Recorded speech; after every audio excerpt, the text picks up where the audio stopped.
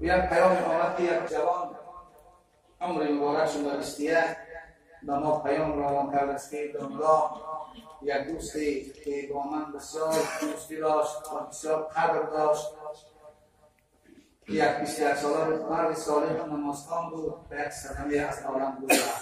هیچ چند ماه شاید 4 ماه یا 5 ماه پیش نه، اما 21 روز از 3 هفته است که دیگر من از ترس خوابهای میبینم از خوابی ترسم.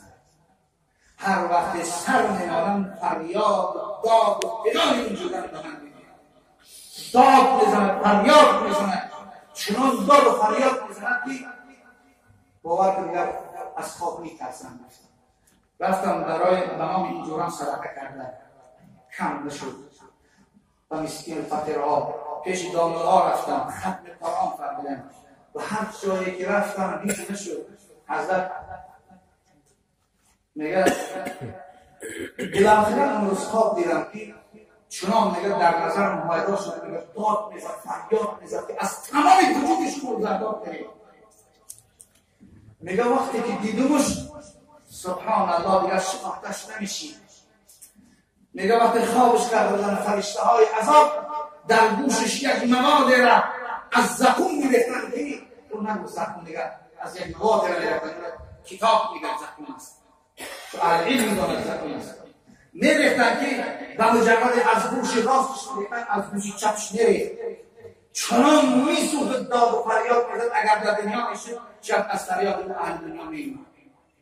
باز گوشا فرم میکنن، آلا میکنن، یک مواد سمیت خاکارک داشتن من در گوشش میزدن، گوشتای او را میکندن، داد و فریاد زیاد کشید تا که سراغ دوباره شد، باز این مواد میگیرن.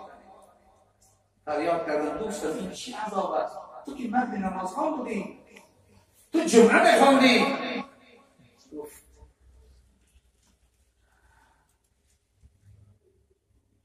موسیقی و موسیقی. بعد از خواب بیدار شدم که چقدر من ترس شدیم. وقتی که این ترینینگ گفتم همون از جوان هستم که عکس در اینترنت میپرپایم، این بچه ها در اینترنت موسیقی ها پرداخته بوده است، وقتی او را تماشا کنم به این فایده میبرد، حال هم در فایده این گرفته است. گفت من دیدم این چیزی که حال هم گناه به نامه اعمال او کار کرده است. در این هنگام رفتم پیش یک آدمی که همین چیز خوب میفهمد کامپیوتر، گفتم همین بردار.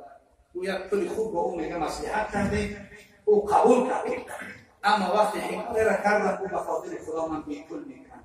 وقتی که این را همون در حدود 2 ساعت تماما نام او را برداشت از تمام اینترنت توانست، میگه صدای گریه او داد و فریاد او میگن.